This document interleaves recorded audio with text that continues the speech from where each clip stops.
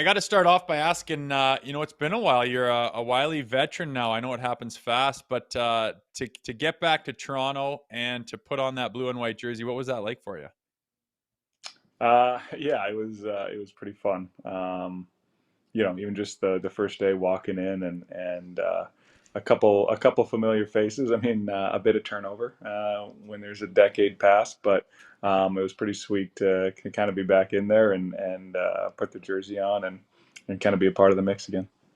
It was amazing to see. And the first thing I could think about when you came back was, would you ever have that conversation with Austin Matthews to be like, I crawled so you can walk? Like, did you even mention the fact that you were 34? Did he know? Yeah, I think when we first met, we kind of brought it up jokingly and whatnot, but yeah, no, I think I'm pretty sure that number is all his right now. Well, I wanted to ask, kind of exciting times, unexpected, but got thrown onto a PTO with the Maple Leafs here. How exactly did that come about? Uh, yeah, I mean, yeah, I mean, how far back do we go? No, just a couple days before, we've been talking and obviously a unique situation there with everything that's kind of going on and so it was just an opportunity to get in there and practice with the guys and kind of see if there would be something available in the future and you kind of get up to speed if there was something that was presented that kind of made sense for both sides. And so that was the kind of idea going into it. What was your reaction? Like, you hear that it's Brad Tree Living, it's the Maple Leafs, they come a knocking. You obviously have history in the market. What was your reaction when you found that out? Uh, I think very interested. I mean, obviously, I have great memories from Toronto, and you know, um, I have nothing but good things to say about the city and my time there. And so, I think when the Toronto Maple Leafs come calling, I mean, you pick up the phone. And so, I was glad that something kind of worked out that made sense for me to go out there. So, yeah, really happy for that. Yeah, so after that settles and you get to Toronto, what's your mindset going into there? Is it kind of one last crack at this thing, or is it let's just see where this takes us, or just use it as an opportunity to get some reps and see where the road leads, or where was your head at for it? Uh, yeah, I think probably all of those things. Yeah, honestly, I was just kind of going in there, and I trained all summer. I'd worked hard, and I felt prepared, and so I just wanted to enjoy. I wanted to enjoy every day because it's a pretty special experience to be able to go back and be a part of it. And then just get my game in a place where I felt confident for whatever would happen in the days after, weeks after, or at the end of camp. And so yeah, that was kind of my mindset to get in there, get a good workout, and be ready. Do you feel like you just ran out of time? Obviously, we saw you in the final preseason game, but was it a timing thing for you? Yeah, no, I think obviously it's a unique situation there, and I think there were some paths presented going forward, but um, I think on both sides it just didn't make sense, and so um, yeah, that's kind of how it ended. Yeah, like and going back, you mentioned you're a decade removed, but some good memories in Toronto. I remember I was there when you came on the scene and got your start and had a really solid career after that.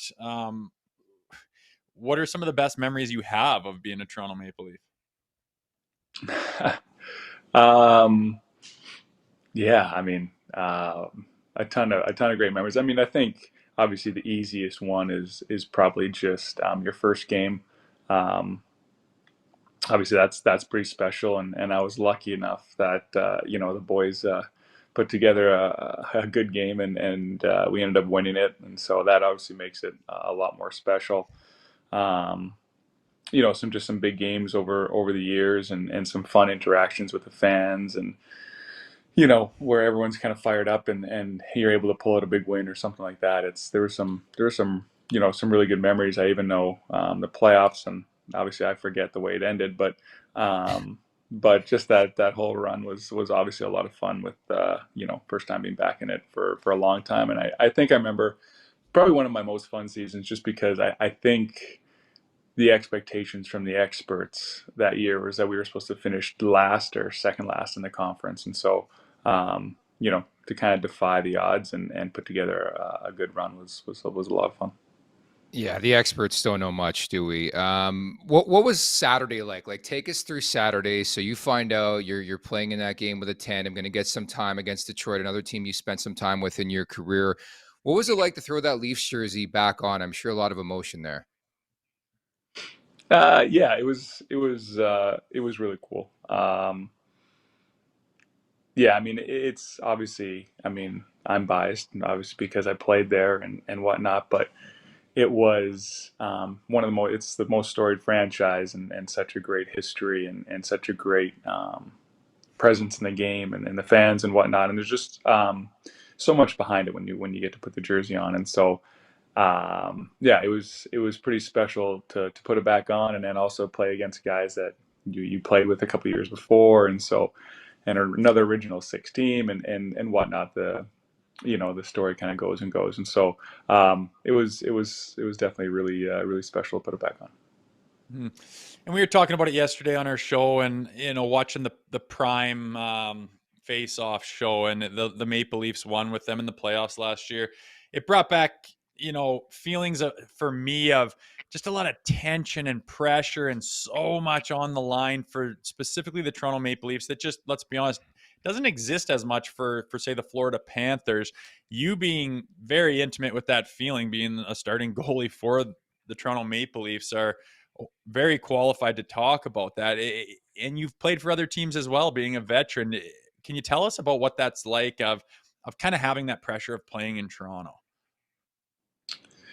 Yeah, no, that's a great question. I think I'm in a unique scenario too, where I've had the opportunity to play for a bunch of different teams and at different teams in different markets, and other big markets too, like Detroit, for instance, is a big hockey market. um, and then got to play for the Florida Panthers and other markets that are smaller and there's not as much pressure or presence constantly. And so, yeah, I would say Toronto is an extremely special place to play, and even just like I said, being able to experience it again. Um, excuse me, sorry. There's a buzz around the rink, but with that comes a pressure that doesn't exist, like you said, in other markets. And so I think it's something that you can harness and use, but it also is just something else that can be make it a little more difficult. And so it's definitely not impossible. There's lots of big market teams that win championships, but there's kind of two sides to it when you're in the mix. Rhymes, I love that stat thrown as soon as the PTO started about how many Leafs netminders there have been in the last 9 years. I think it was 20, 22 or 23 since the last time you were a member of the Toronto Maple Leafs. We saw that roster from when you were a Leaf the last over the weekend, but want to get just sort of your general impressions. I know it was a short window there, but with Hildeby and specifically Anthony Stolarz coming off a really, really good year, what'd you take from those two guys? Yeah. No, I'll start probably with Stoli. I think he's a really good goalie. I think the way he uses his size and the way he can move, and I guess that's probably for both guys, but specifically with Stoli, I think he reads the game well, and I think that he's got a a great mix of ability. But I think I think he's calm in there, and he uses his size really well, and I think that serves him incredibly well. I think with goalies sometimes big guys can have holes and whatnot. It's sometimes hard to cover different parts of the net, or they don't move well. I mean, nothing earth shattering there, but I think Stoli does both those. I think he uses his size really impressively, and yeah, he's got good reach to go on top of it. So, and then I think Hildeby, obviously, he's a younger guy coming up. But again, he's a big guy. And again, the way he moves as a big guy in his technical game, obviously I got to practice with him a couple times this week, and obviously I meant what I said. I think he's got a bright future, and I think that if he keeps developing his game, and I think your reads just get better and better as you get more and more experience, and I think that's a fact of life. And so, with the skill set he has, it's just a matter of time till it all comes together. Mm-hmm. And Reims, how about the team in general? Obviously, they've had a lot of regular season success, which is no surprise. But the talent they've developed is kind of in a ready now mode. What do you think of the team, the direction they're headed? They seem pretty well rounded, maybe more focused on the playoffs this year. Do you like where the Toronto Maple Leafs are at right now? Yeah, I think so. I think, you never know until the puck drops for the regular season. But I think they're built to be a really tough team to play against, and I think there's an honesty and maybe an integrity to their game through and through the whole lineup, and I think they're built for success, and so. I'm sure there's still questions, and every single team thinks they're winning the Stanley Cup tomorrow. That's the mindset going into camp, is that this year's the year for, well, maybe not every team, but most teams. And so the Leafs are no different, and I think they're built. I think they're built to be a really consistent, kind of formidable opponent every night. What was it like to see Morgan Riley again? I think the last man standing from the last time you were a Leaf, right? Yeah, he survived it all, and so no, it was great to see him. I can't say enough good things about Mo. I mean, he's been a great pro, and he's done a lot for the game, and to be there still, and to still be producing, and just the kind of guy he is, and the type of player he is. It was great to see him again, and you obviously wish him nothing but the best. We wish you nothing but the best as well. It was so damn cool to see you back in the blue and white. Thank you so much for this, James. We'll talk soon, okay? You betcha. Thanks a lot, guys. Appreciate it. Thanks, Reims. Good to see you, man.